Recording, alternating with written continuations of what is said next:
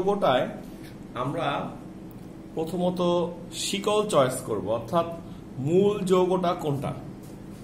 দেখো বলছিলাম সবসময় তুমি এই স্ট্রেট যে যৌগটা হয় এটাই কাউন্ট করবা, 1 2 3 4 5 6 7। তাহলে এইভাবে যদি আমরা যাই তাহলে এখানে 7টা কার্বন হয়। এখন তুমি একটু ট্রাই করে দেখো যে এইটা ছাড়া অন্য কোনো ভাবে গণলে কি কার্বন সংখ্যা 7 এর চেয়ে বেশি হয় কিনা। তুমি আবার কাউন্ট করে দেখো অন্য কোনো ভাবে গণলে। অন্য কোনো ভাবে গণলে কি বোঝানো হয়, ধরো কেউ যদি ভাবো যে আমি এটা গণি 1 2 3 4 5, 7 এর বেশি হয় নাই, 1 2 3 4 5, 1 2 3 4 5 6 7। এইভাবে যদি গণো তা তো 7টাই হচ্ছে, 8টা কিন্তু হচ্ছে না। এই জন্য আমাদের মূল যৌগটা হবে এটা, এটা আমাদের জন্য মূল যৌগ। যদি অন্য কোনো ভাবে গণে আমরা 7 এর চেয়ে বেশি পাইতাম তাহলে বলতাম যে ওখানে মূল যৌগটা হচ্ছে ওইটা। তো যেহেতু 7 এর চাইতে বেশি পাওয়া গেল না, সবসময় তাহলে আমরা স্ট্রেট যৌগটাকেই ধরবো মূল যৌগ। তাহলে আমাদের 1 নাম্বার কাজে নামটা হচ্ছে শাখার অবস্থান। তো কাজে বুদ্ধি শিখা দিয়েছিলাম, তাহলে মূল যৌগ বাদে এটা একটা শাখা, এটা একটা শাখা, এটা একটা শাখা। গতকালকে আমরা দেখতেছিলাম যে সবগুলা শাখাই ছিল মিথাইল মূলক। এখন তাহলে এইটা আসলে কি, এটাও একটা শাখা, এটাও শাখা। এটার নামটা যদি একবার চিন্তা করো দেখো তাহলে C2H5। সো এটা আমার জন্য একটা ইথাইল মূলক, ইথাইল। তাহলে আজকের উদাহরণটার নতুন পার্টটা হচ্ছে একই জৈব যৌগে দুই ধরনের মূলক আসলো, একটা হচ্ছে মিথাইল মূলক, একটা হচ্ছে ইথাইল মূলক। সো আমাদের এখন একটা নতুন নিয়ম বাড়বে। আচ্ছা, সেই ক্ষেত্রে আমরা যখন নাম্বারিং করব তাহলে এই পাশ থেকে কাউন্ট করি 1 2 3, 3 নাম্বারের শাখা পাওয়া গেছে একটা, 3 3 প্লাস 3 নাম্বারের শাখা আছে আরেকটা। কাউন্টিং করার সময় যে কোনো শাখায় তোমার জন্য শাখা, এটা কে কি রকম তা তোমার দেখার দরকার নেই। 3 নাম্বারে একটা শাখা আছে, 3 নাম্বারে আরেকটা শাখা আছে, 4 নাম্বারও সেম শাখা আছে দুইটা, 4 যোগ 4, তাহলে এটা হলো 7 7 14। আর আমরা যদি ডান পাশ থেকে কাউন্ট করে আসি, ডান পাশ থেকে, তাহলে 1 2 3 4, 4 নম্বরে কার্বন আছে দুইটা, মানে শাখা আছে দুইটা, 5 নম্বরে আছে দুইটা, তো এটা হয়ে গেল 9 9 18। হ্যাঁ, সো আশা করি তোমাদের মনে পড়তেছে আমরা কোন পাশ থেকে নাম্বারিংটা করব। আমরা তাহলে নাম্বারিংটা করব বাম পাশ থেকে, এটা আমাদের জন্য বাম। তাহলে এটা আমার জন্য 1 number carbon, 2 number carbon, 3 number carbon, 4 carbon, 5 carbon, 6 carbon, 7 carbon. কেমন? আচ্ছা, তাহলে এখন তুমি নামটা লিখে ফেলো। কি হবে লিখতে গেলে তুমি প্রথম ঝামেলা করবা যে ভাই এখানে তো দুই ধরনের শাখা আছে, একটা হচ্ছে ইথাইল, একটা হচ্ছে মিথাইল। তাহলে তোমার জন্য নতুন নিয়মটা হচ্ছে আজকের, যখন দেখবা একই জৈব যৌগে একাধিক শাখা থাকতেছে তখন তাদের নামের ইংরেজি বর্ণমালা অনুসারে তাদের নামের প্রথম অক্ষরটা যার সাথে মিলে যায়, অর্থাৎ সিকোয়েন্সটা হবে ইংরেজি বর্ণমালা অনুসারে। বুঝায় বলি, ধরো এটা তো মিথাইল, মিথাইল তো এম দিয়া শুরু, এটা ইথাইল, ইথাইল তো ই দিয়া শুরু। হ্যাঁ, সো ইংরেজি বর্ণমালা অনুসারে ই আগে আসবে, এম পরে আসবে। সেই যুক্তিতে আমরা ওর নামটা আগে লিখবো, অর্থাৎ এটা হবে 3-ইথাইল, 3-ইথাইল। কেন 3 লিখলাম? কালকে তো বলতেছিলাম যে কোনো নামকরণের ক্ষেত্রে প্রথম কাজটা হচ্ছে শাখার অবস্থান লেখা, তারপর শাখার নাম লেখা। বাড়তি ঝামেলা হয়ে গেল, এখানে শাখা দুই ধরনের আছে। সো সো আমরা তখন আবার নিয়মটা হচ্ছে ইংরেজি বর্ণমালা অনুসারে যার নামটা আগে আসবে। সো 3 ইথাইল ওর কাজটা শেষ। এবার আমরা মিথাইল পার্টে যাব। একটা হাইফেন দিব এখানে, কাকে বলতেছিলাম সংখ্যা আর শব্দের মাঝখানে হাইফেন বসে। সো 3 নম্বরে একটা মিথাইল মূলক ছিল, কমা 4 নম্বরে দুইটা ছিল, আমি 4 দুইবার লিখবো। তিনটা হয়ে যাওয়াতে এটার নাম হয়ে গেল ট্রাই মিথাইল। আর মূল যৌগটা হচ্ছে 7 কার্বনের, তার নাম হয়ে গেল হেপ্টেন। কেমন? 3 ইথাইল 3,4,4 ট্রাই মিথাইল হেপ্টেন। তাহলে যদি এটাই হয় নামটা, তো আমাদের 9 নম্বর উদাহরণটা যদি এরকম হয়, খেয়াল করো তো আমি এটা কি মূল যৌগ ধরে ফেলবো। কারণটা হচ্ছে 1 2 3 4 5 6 7, কেমন?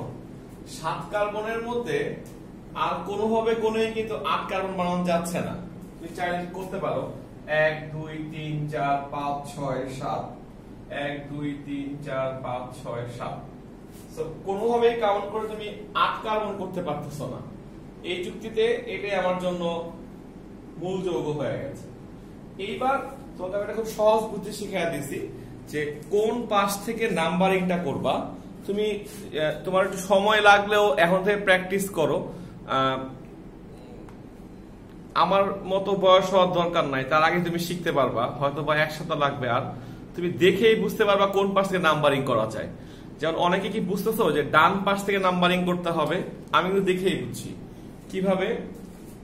ধরো যদি বাম পাশ থেকে নাম্বারিংটা করি, 2 নম্বরে একটা শাখা আছে 2, হ্যাঁ 2, 3 নম্বরে নাই, 4 নম্বরে একটা শাখা আছে, পুরোটা শাখা হবে। হ্যাঁ, একটা জৈব যৌগের এক পাশে শাখা একটাই হয়, এক পাশে, তো এটার নাম্বার হচ্ছে 4। 5 নম্বরে দেখা যাচ্ছে শাখা আছে একটা, 6 নম্বরে যোগ শাখা আছে 2টা। তাহলে 6 6 12 17 18 19, 4 হচ্ছে 23। আর যদি আমি ডান পাশ থেকে নাম্বারিংটা করি, তাহলে 2 নম্বর কার্বনে 2টা আছে, সো 2 যোগ 2 এটা হচ্ছে 3, এটা হচ্ছে 4, 5 নম্বরে এটা হচ্ছে 6। তাহলে দেখেই বোঝা যাচ্ছে যোগফলটা কম আসবে, 4 10 14 3 17। ওই জন্যই বলছি যে তোমার যদি বুঝতে কষ্ট হয়, তুমি ঠান্ডা মাথায় যোগফলটা বের করে দেখবা, যেই পাশ থেকে ছোট হয় ওইটাই কাউন্ট করে ফেলবা, ওইটাই নাম্বারিং হবে। হ্যাঁ, তো এটা বাদ যাচ্ছে, তাড়াহুড়া করার দরকার নেই। 1 2 3 4 5 6 7। এখন শাখাগুলোর মধ্যে আমি দেখতেছি 4টা শাখা হচ্ছে মিথাইল মূলক, 1 কার্বনের, 1টা 2টা 3টা 4টা, আর একটা হচ্ছে প্রোপাইল মূলক 3 কার্বনের। সো নাম থেকেই বুঝতেছো প্রোপাইল মানে হচ্ছে পি আর মিথাইল মানে হচ্ছে এম। এখন বাংলায় গণ, সরি ইংরেজিতে গণ, বর্ণমালায় কোনটা আগে আসে? এম আগে আসে না পি আগে আসে? অবশ্যই এম আগে আসে, তাই না? K L M N O P. তাইলে আমাদের এখন মিথাইল গুলোর নাম আগে বসাইতে হবে। সো 2 নম্বরে একটা আছে, 2 নম্বরে আরেকটা থাকাতে আবার 2 লিখবো, 3 নম্বরে একটা আছে, 6 নম্বরে একটা আছে, 4টা হয়ে যাওয়াতে ওর নাম হয়ে গেল টেট্রা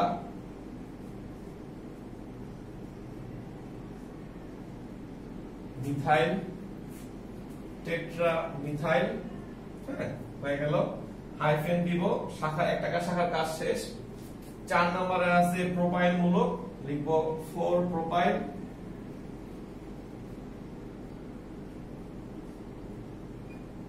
4 প্রোপাইল।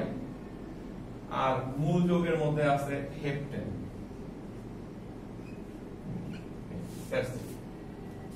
দেখো বুঝতে পারছো না ব্যাপারটা?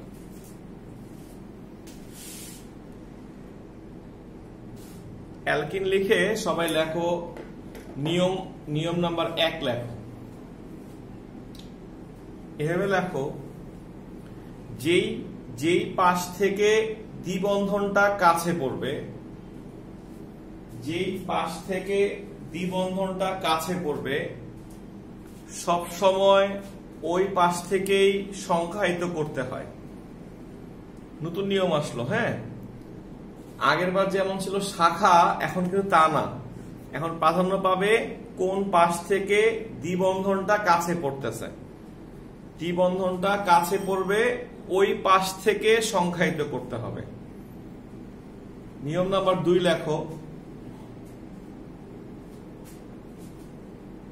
2 নাম্বার নিয়মটা হচ্ছে, যদি উভয় পাশ থেকে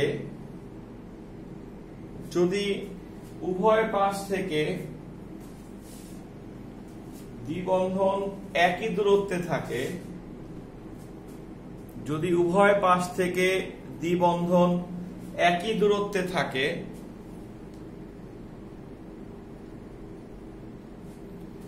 সেক্ষেত্রে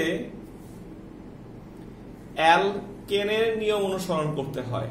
অ্যালকেন, সেক্ষেত্রে অ্যালকেনের নিয়ম অনুসরণ করতে হয়। অ্যালকেন মানে হইল, বুঝাচ্ছি, লেখো। সেক্ষেত্রে অ্যালকেনের নিয়ম অনুসরণ করতে হয়। অ্যালকেন,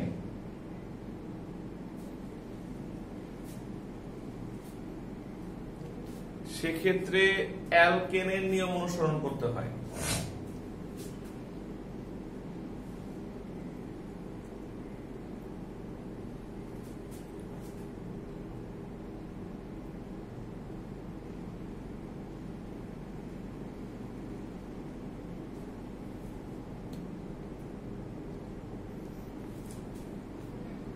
দেখো, অ্যালকিনের এই উদাহরণটা আমরা সলভ করব এখন। কেমন? আচ্ছা, প্রথমে ওই যে আগের মতো নিয়ম হচ্ছে কোন পাশ থেকে নাম্বারিংটা করবা। বললামই তো, যখন দেখবা কোন জৈব যৌগে ডাবল বন্ড আছে ও একটা অ্যালকিন, আর ডাবল বন্ড থাকলেই তখন চিন্তা করতে হবে শাখা তখন আমার জন্য গুরুত্বপূর্ণ না, তখন আমার জন্য গুরুত্বপূর্ণ হচ্ছে দ্বিবন্ধনটা। আমি কোন পাশ থেকে গুনলে দ্বিবন্ধনটা কাছে পড়ে। ধরো আমি যদি গুনি, এটা 1, এটা 2, এটা 3, এটা 4, এটা 5। অনেকের মনে প্রশ্নটা মানে ক্লিয়ার হয় না, অ্যানসারটা আসে না যে দ্বিবন্ধনটা কার, 2 এর না 3 এর। দেখো, ক্লিয়ার হও। 2 আর 3 নাম্বার কার্বনের মাঝখানে ডাবল বন্ড থাকা মানে হচ্ছে আমরা ধরে নিব এই ডাবল বন্ডটা হচ্ছে 2 এর, অর্থাৎ সবসময়কার মতোই কম ধরতে হয়। 2 আর 3 এর মাঝখানে হইলেও দ্বিবন্ধনটা কার হবে, 2 এর। যদি 1 আর 2 এর মাঝখানে হইলে তাহলে ধরতে হবে 1 এর। আচ্ছা, তাহলে আমরা বলতে পারি দ্বিবন্ধনটা আছে 2 নাম্বার কার্বনে। আর এই পাশ থেকে যদি কেউ কাউন্ট করে আসতে চাও, যে ভাই এই পাশ থেকে কাউন্ট করি, এটা 1, এটা 2, 3, 4, এটা 5। Very good. যদি এইটাই তুমি চিন্তা করো, তাহলে 3 আর 4 এর মাঝখানে পড়তেছে, সো আমার অ্যানসারটা হচ্ছে 3। কেমন? আশা করি ক্লিয়ার করতে পারছি। 3 আর 4 এর মাঝখানে পড়াতে আমি ধরবো দ্বিবন্ধনটা হচ্ছে 3। তো যৌক্তিকভাবে কোনটা বেশি হইলো আর কোনটা কম হইলো? বেশিটা বাদ যাচ্ছে, কমটা রাইট থাকবে। অর্থাৎ আমরা নাম্বারিংটা করব হচ্ছে বাম পাশ থেকে। আবারও বলতেছি, সব সময় মনে রাখবা অ্যালকিনের ক্ষেত্রে দ্বিবন্ধনটা যেই পাশ থেকে কাছে পড়বে ওইটাই নামকরণ শুরু করার নিয়ম। ঠিক আছে? দ্বিবন্ধনের ক্ষেত্রে, অ্যালকিনের ক্ষেত্রে যেই পাশ থেকে দ্বিবন্ধনটা কাছে পড়বে। অ্যালকেনে ছিল শাখার নিয়মটা, কিন্তু অ্যালকিন থেকে শুরু হবে দ্বিবন্ধনের নিয়মটা। আচ্ছা, আশা করি মাথায় সেট হয়েছে কাজ। এখন আমি যদি নামটা করতে ঢুকি এখানে, দেখো তাহলে নামের নিয়মটা আগের মতোই। হ্যাঁ, সব আগের মতো। অর্থাৎ প্রথমে আমরা শাখার অবস্থান লিখবো। তো শাখা আছে 4 নম্বরে 2টা, লিখবা 4,4, লিখবা ডাই মিথাইল। নামে আর কোনো ঝামেলা নাই, একটা নিয়ম ছাড়া। 4,4 ডাই মিথাইল। কেমন? আচ্ছা, এখন আমাদের শাখার অবস্থান লেখা শেষ, শাখার নামও লেখা শেষ। রয়ে গেল মূল যৌগটার নাম। সবাই দেখতেছো যে মূল যৌগে কার্বন আছে 5টা, মূল যৌগে কার্বন আছে 5টা। হ্যাঁ, তো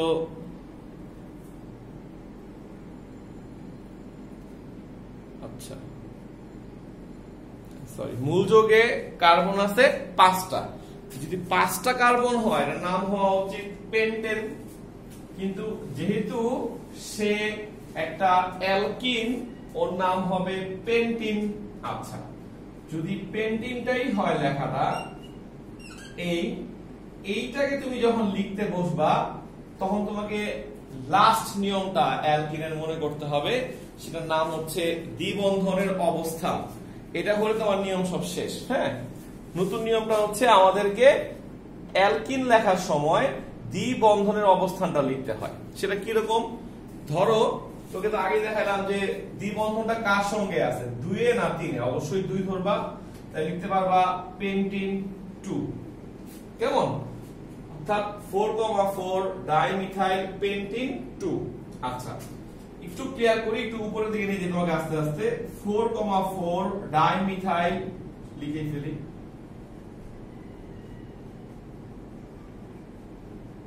ডাইমিথাইল 2 পেন্টিন। এটাও কিন্তু নিয়ম আছে একটা। হ্যাঁ, কোনো সমস্যা নেই। যদি 2টাকে আগে লিখতে তাও সমস্যা, তখন হাইফেন দিলে দেওয়া লাগবে, কারণ শব্দ সংখ্যার মাঝখানে হাইফেন, শব্দ সংখ্যার মাঝখানে হাইফেন। এটাও কারেক্ট, এটাও কারেক্ট, তবে আধুনিক না। অর্থাৎ সবচেয়ে আধুনিক নিয়ম এটা না। সেটা কি? সেটা তোমার একটু বিচ্ছিরি লাগলেও তুমি ওইটাই এখন থেকে শিখবা। তুমি পরীক্ষায় এটাও লিখবা না, এটাও লিখবা না। কেন আমি তোমাকে বলি শোনো। আমরা লিখবো নামটা এভাবে 4,4, এতটুকু ঠিক আছে। সেটা হচ্ছে পেন্টিন রে ভেঙে ফেলো, পেন্ট ইন, পেন্ট ইন। অর্থাৎ তুমি লিখবা পেন্ট -2 -ইন। বলে রাখতেছি, প্রথমবার একটু খারাপ লাগবে, বা নামকরণটা শিখা শুরু করলে এটা ভালো লাগবে আস্তে আস্তে। হ্যাঁ, আমরা থার্ড নিয়মটা সবাই আনসার দিব। এটা হচ্ছে উদাহরণ 2 অ্যালকিনের। কেমন? অ্যালকিনের উদাহরণ 2 হইলে আমরা সবসময় বলতেছি যে অ্যালকিনের ক্ষেত্রে একটাই নিয়ম, দ্বিবন্ধনটা কোন পাশ থেকে কাছে পড়তেছে। বলে ফেলো 1, 2 নম্বরে পড়তেছে।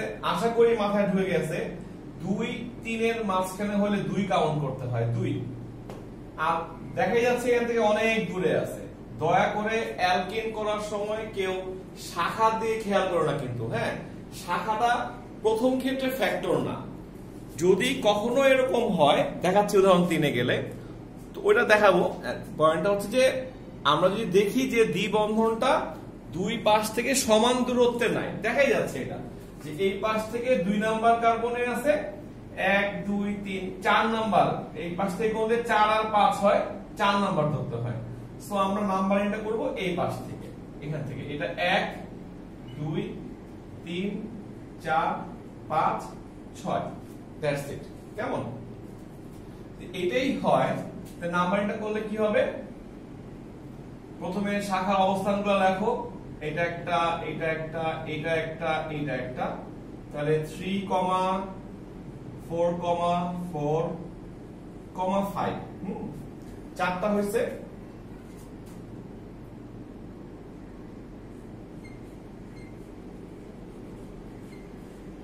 টেট্রামিথাইল,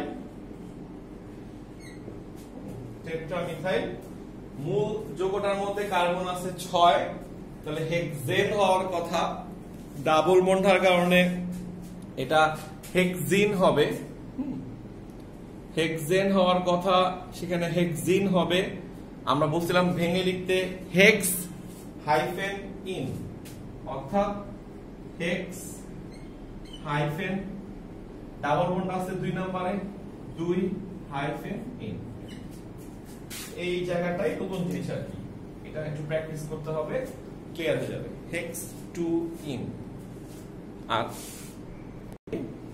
খেয়াল করো সবাই, দেখো আমরা নাম্বারিং করতে গিয়ে দেখলাম এই পাশ থেকে করলে ডাবল বন্ডটা পড়ে 3 নম্বরে, এই পাশ থেকে করে 3 নম্বরে।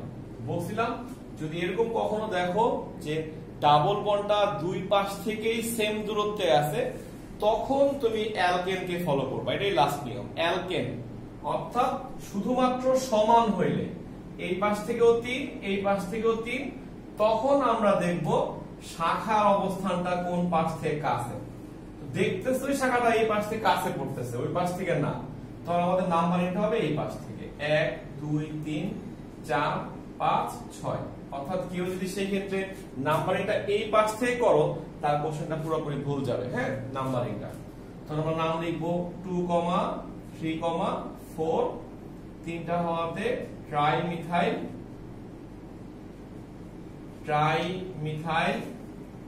বাকিটা আগের মতো 6 কার্বন হওয়াতে আমরা হেক্সিন বলতাম, এটাকে আমরা হেক্স ভেঙে লিখবো হেক্স 3 ইন, 3 নম্বরে আছে।